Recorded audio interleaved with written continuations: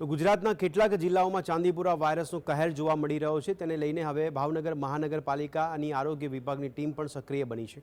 મહાનગરપાલિકા આરોગ્ય વિભાગની ટીમ દ્વારા શહેરના 1200 મહાદેવની વાડી સહિતના વિસ્તારોમાં આવેલા કુલ 1900 કરતાં વધુ કાચા મકાનોમાં આરોગ્યલક્ષી તપાસ હાથ ધરવામાં આવી। લોકોમાં ચાંદીપુરા વાયરસ અંગે જાગૃતતા આવે અને તે અંગેની કામગીરી કરવામાં આવી હતી। તેમજ આ વિસ્તારોમાં દવાનો છંટકાવ પણ કરવામાં આવ્યો હતો।